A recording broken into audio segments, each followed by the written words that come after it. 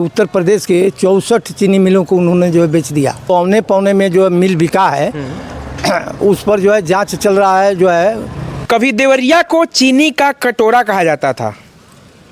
मैं आपसे बता दूं कि अभी हम मौजूद हैं भटनी के चीनी मिल पे।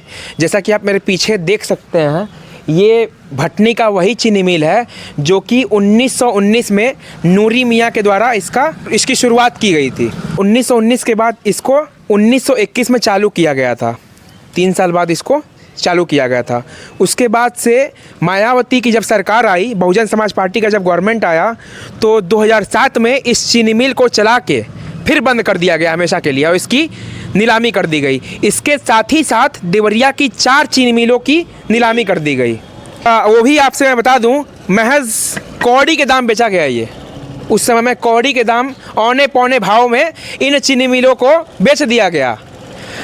इस चीनी मिल को महज 4.25 करोड़ में 2007 में बेचा गया था। महज 4.25 करोड़ में 2007 में इस चीनी मिल की नीलामी की गई थी।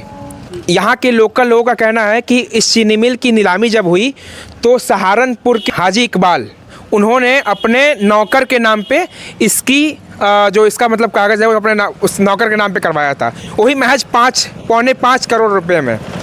तो जब भारतीय जनता पार्टी की सरकार आई अभी, तो उसने इस चीज़ पर सुप्रीम कोर्ट में याचिका कर दी कि इसको औने पौने दाम पे बेचा गया। चूँकि इसकी कीमत मैं आपको अभी बता दूं, इस चीनी मिल की कीमत, इस ज़मीन का जो टोटल आपको बता दूं 52 बीघा ज़मीन है ये। इस 52 बीघा ज़मीन की अभी वैल्यू निकाली गई है वो 50 करोड़ रुपए है। और जो इसके अंदर लोहा लक्कड़ है वो करीबन 60 करोड़ रुपए का है। तो ये टोटल हो गए 110 करोड़ रुपये। इसको बेचा कितने में गया था? महज 4.25 करोड़ रुपए में। तो अभी हम आइए, यहाँ पे एक स्थानीय हैं, उनसे हम जानेंगे क्यों इस चीनी मिल को नीलाम कर दिया गया। बहुजन समाज पार्टी ने यहाँ की 4 चीनी मिलों को क्यों नीलामी कर दी? वो ये कह करके नीलामी कर दी कि मिल जो है घाटे में जा रहा है। अच्छा, मिल घाटे में जा रहा है, मिल बीमार है।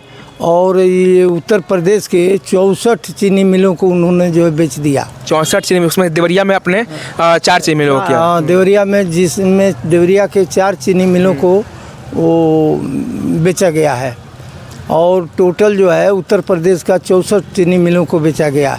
64 चीनी मिल उस टाइम में मतलब बहुजन समाज पार्टी के द्वारा नीलामी कर दी गई। और इतने कम सरकार बेचना चाहती तो इसको अच्छे दामों में बेच सकती थी, उसने कम ही दाम पे चाहती तो जमीन के ऊपर के मटेरियल बेच दी होती। जमीन आज पड़ा होता तो नई सरकार जो है, जो ही सरकार आती उस ज़मीन पर कोई नया काम करती।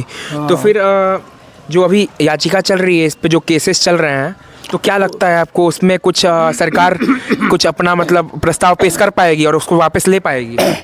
सरकार इस पर रोक लगाई है कि जो औने पौने में जो मिल बिका है उस पर जो है जांच चल रहा है। जो है हाई कोर्ट के बाद सुप्रीम कोर्ट में ये जो है चल रहा है। और ख़रीद करके चीनी मिल वो अपना खारिज दाखिल भी करा लिया है।